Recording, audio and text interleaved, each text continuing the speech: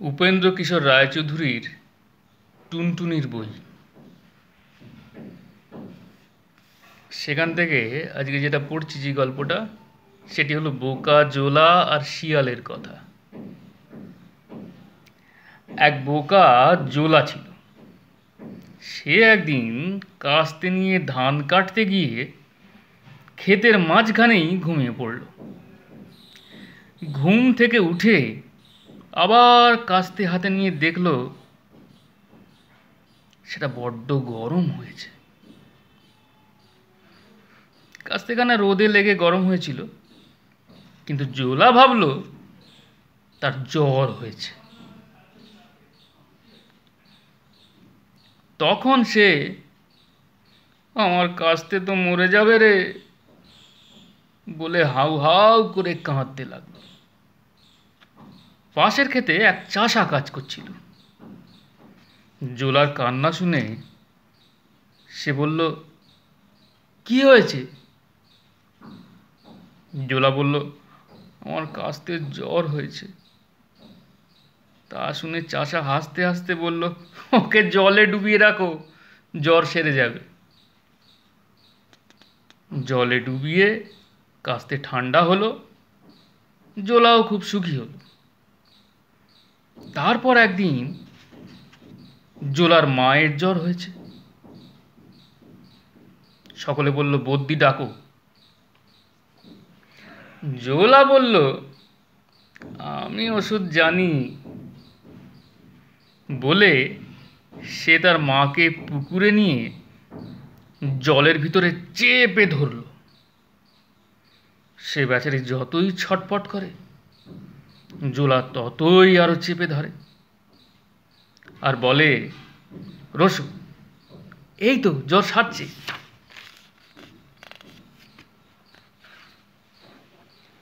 তারপর যখন বুড়ি আর নড়ছে না চড়ছে না, তখন তাকে তুলে দেখে সে মরে গেছে। তখন জোলা চেঁচিয়ে কাঁদতে লাগলো। 3 দিন কিছু খেলো না, পুকুর পাড় থেকে ঘরেও গেল না। এক শিয়াল সেই জোলার বন্ধু ছিল। সে জোলাকে কাঁদতে দেখে এসে বলল, বন্ধু, তুমি কেঁদো না, তোমাকে রাজার মেয়ে বিয়ে করাবো। শুনে জোলা চোখ মুছে ঘরে গেল। তারপর থেকে সে রোজ শিয়ালকে বলে, কই বন্ধু, সেই যে বলেছিলে? শিয়াল বলল, যখন বলেছি তখন করাবই। আগে তুমি খান কত খুব ভালো কাপড় বুনোকে দেখি। জোলা 2 মাস খালি কাপড়ই বুনল। তারপর শিয়াল তাকে খুব করে সাবান মেখে স্নান করতে বলে রাজার কাছে মেয়ে চাইতে বেরুলো। কানে কলম গুঁজে, পাগড়ি এঁটে, জামা জুতো পরে, চাদর জড়িয়ে, ছাতা বগলে করে শিয়াল যখন রাজার কাছে উপস্থিত হলো, তখন রাজামশাই ভাবলেন এ খুব পণ্ডিত লোক হবে। তিনি জিজ্ঞেস করলেন, কি শিয়াল পণ্ডিত, কি জন্য এসেছ?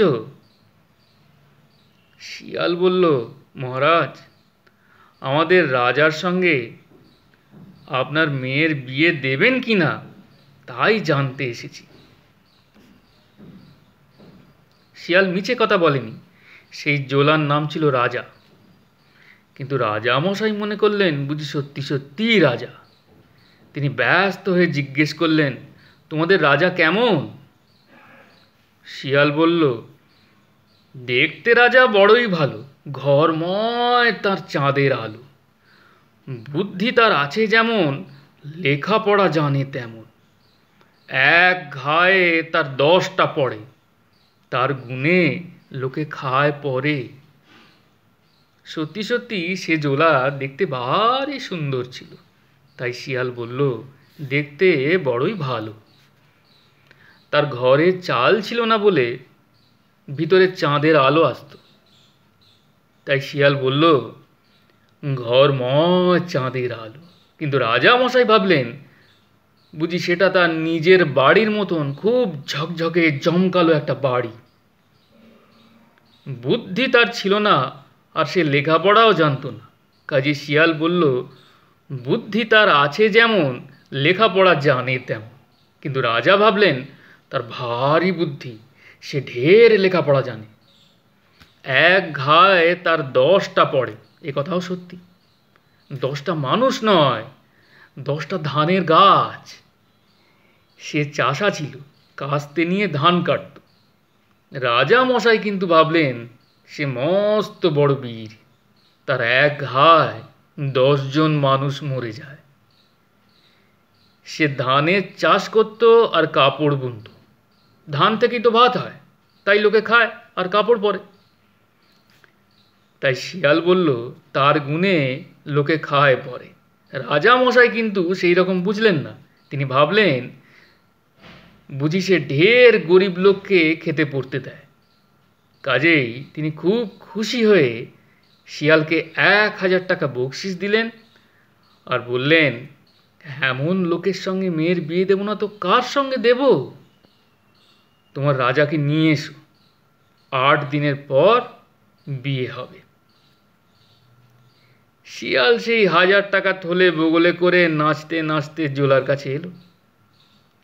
এসে দেখে জোলা খালি কাপড়ই বুনছে। 2 মাসে সে এত কাপড় বুনেছে যে সেই গ্রামের সকলের এক একখানি করে কাপড় হতে পারে। শিয়াল সেই টাকার থলে থেকে 2টি করে টাকা আর এক একখানি কাপড় গ্রামের সকলকে দিয়ে বলল, 8 দিন পরে রাজার মেয়ের সঙ্গে আমাদের বন্ধুর বিয়ে হবে, আপনাদের নিমন্ত্রণ। শুনে তারা ভারী খুশি হলো। জোলা বোকা হলেও বড় ভালো মানুষ ছিল, তাই সকলে তাকে ভালোবাসত। তারপর শিয়াল আর সব শিয়ালের কাছে গিয়ে বলল, ভাই সকল, আমার বন্ধুর বিয়ে, তোমাদের নিমন্ত্রণ, তোমরা গান গাইতে যাবে? শুনে শিয়াল সব হোয়া হোয়া করে বলল, হ্যাঁ হ্যাঁ, যাব যাব। তারপর শিয়াল ব্যাঙদের কাছে গিয়ে বলল, ভাই সকল, আমার বন্ধুর বিয়ে, তোমাদের নিমন্ত্রণ, তোমরা গান গাইতে যাবে? সকল ব্যাঙ ঘোঁত ঘোঁত করে বলল, হ্যাঁ হ্যাঁ, যাব যাব। তারপর শিয়াল শালিকদের কাছে গিয়ে বলল, ভাই সকল, আমার বন্ধুর বিয়ে, তোমাদের নিমন্ত্রণ, তোমরা গান গাইতে যাবে? শালিকের দল কিচির মিচির করে বলল, হ্যাঁ হ্যাঁ, যাব যাব। তারপর শিয়াল হাঁড়ি চাচাদের কাছে, ঘুঘুদের কাছে, কুক্কো পাখিদের কাছে, উৎকর্ষ পাখিদের কাছে, বউ কথা কাউদের কাছে, ময়ূরদের কাছে, চোখ গেলদের কাছে আর ভগদত্তর কাছে গিয়েও তেমনি করে নিমন্ত্রণ করে এলো। তারা সবাই বলল, হ্যাঁ হ্যাঁ, যাব যাব। এসব কাজ শেষ হতে 7 দিন লাগলো। তার পরের দিন রাত্রিতে বিয়ে। শিয়াল তার বন্ধুর জন্য চমৎকার পোশাক ভাড়া করে এনে যখন সেই পোশাক তাকে পরিয়ে দিলে, তখন সত্যি সত্যি তাকে খুব বড় একটা রাজার মতন মনে হতে লাগলো।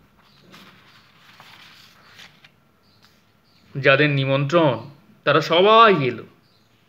যাওয়ার সময় হলে শিয়াল তাদের সকলকে নিয়ে রাজার বাড়ি চলল। রাজার বাড়ি যখন 1 ক্রোশ দূরে, তখন শিয়াল সকলকে ডেকে বলল, ভাই সকল, ওই দেখো রাজার বাড়ির আলো দেখা যাচ্ছে। তোমরা ওই আলো দেখে খুব ধীরে ধীরে এসো, আমি ততক্ষণ ছুটে গিয়ে রাজামশাইকে খবর দিই। সবাই বলল, আচ্ছা। শিয়াল বলল, তবে একবার তোমরা সবাই মিলে গান ধরো তো, দেখি কার কেমন গলার জোর। অমনি 5000 শিয়াল মিলে চেঁচাতে লাগলো, হুয়া হুয়া হুয়া হুয়া।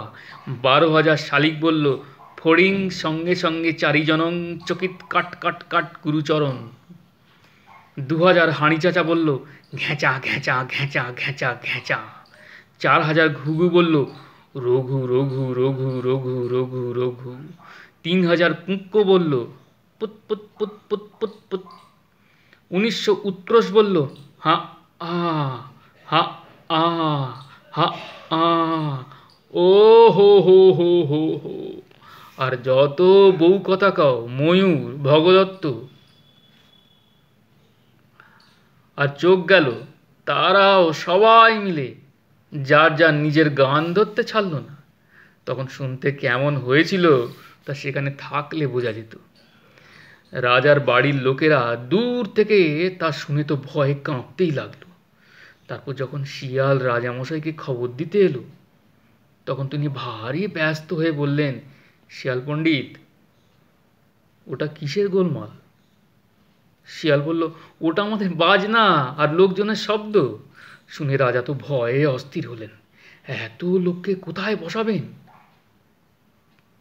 কি দিয়ে খাওয়াবেন, ভেবে ঠিক করতে পারলেন না। তিনি শিয়ালকে বললেন, তাই তো, কি হবে?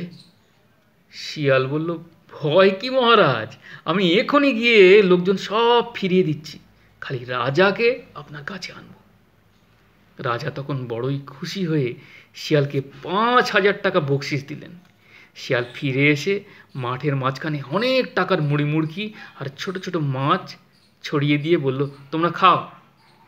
অমনি তার সঙ্গের সব শিয়াল, ব্যাঙ আর পাখি মিলে কাড়াকাড়ি করে সেসব খেতে লাগলো। শিয়াল গ্রামের লোকেদের প্রাণ ভরে সন্দেশ খাইয়ে বাড়ি পাঠিয়ে দিল। জোলাকে নিয়ে রাজার কাছে এলো।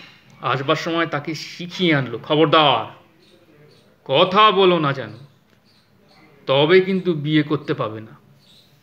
রাজার বাড়ির লোকেরা বর দেখে কি যে খুশি হলো, কি বলবো।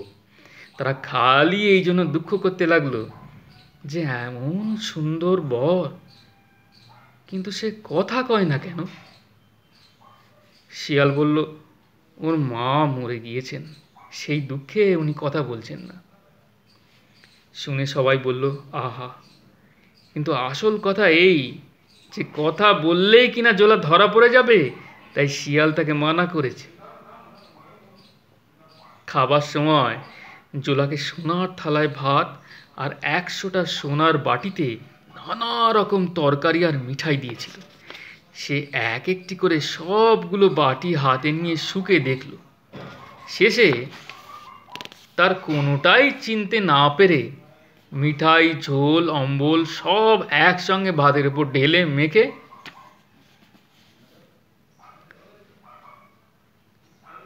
নিল। তারপর তার খানিকটা বই খেতে না পেরে যা বাকি ছিল চাদরে বাঁধতে গেল। সকলে শিয়ালকে বলল, তোমাদের রাজা কেন এমন, কখনো কিছু খায়নি নাকি? শিয়াল চোখ ঠেরে তার কানে কানে বলল, উনি একবার বই দুবার মেখে খান না, আর পাতে যা থাকে তা চাদরে বেঁধে সেই চাদরখানি শুদ্ধ গরিবকে দেন। একজন গরিবকে ডাকো। বলে সে খাবার বাঁধা চাদরখানি জোলার গা থেকে খুলে গরিবকে দিতে দিল। শোয়ার সময় জোলার ভারী মুশকিল হলো। হাতির দাঁতের খাটে বিছানা, তাতে মশারি খাটানো। সে বেচারা কোনোদিন খাটও দেখেনি, মশারিও দেখেনি। আগে গিয়ে খাটের তলায় ঢুকলো, সেখানে বিছানা নেই দেখে বেরিয়ে এলো। তারপর মশারির চারধার খুঁজে তার দরজার টের না পেয়ে বলল, বুঝেছি, ঘরের ভিতর ঘর করেছে, তার দৌড় রেখেছে চালের উপর। বলে সে খাটের খুঁটি বেয়ে যেই মশারির চালে উঠতে গিয়েছে, অমনি সব শুদ্ধ ভেঙে নিয়ে ধপাত। তখন সে কাঁদতে কাঁদতে বলল, ধান কাটতুম, কাপড় বুনতুম, সেই ছিল ভালো। রাজার মেয়ে বিয়ে করে মোর কোমর ভেঙে গেল। ভাগ্যিস সেখানে আর লোক ছিল না, কেবল রাজার মেয়ে ছিলেন, আর বাইরে শিয়াল বসেছিল। রাজার মেয়ে অনেক কাঁদলেন আর শিয়ালকে বকলেন, কিন্তু তার ভারী বুদ্ধি ছিল, তাই এ কথা আর কাউকে বললেন না। পরদিন রাজার মেয়ের কথায় শিয়াল গিয়ে রাজাকে বলল, মহারাজ, আপনার জামাই বলছেন আপনার মেয়েকে নিয়ে তিনি নানান দেশ দেখতে যাবেন, তাই ছুটি চাচ্ছেন। রাজা খুশি হয়ে ছুটি দিলেন, আর লোকজন টাকা কড়ি সঙ্গে নিলেন। তারপর রাজার মেয়ে জোলাকে নিয়ে আর এক দেশে গিয়ে বড় বড় মাস্টার রেখে তাকে সকল রকম বিদ্যে শেখাতে লাগলেন। 2-3 বছরের মধ্যে জোলা মস্ত পণ্ডিত আর বীর হয়ে উঠল। তখন খবর এলো যে রাজা মরে গেছেন, আর তাঁর ছেলে নেই বলে জামাইকে রাজা করে গিয়েছেন। তখন খুব সুখের কথা হলো। আমার গল্পটি ফুরোলো। কেমন লাগলো জানাবে কিন্তু।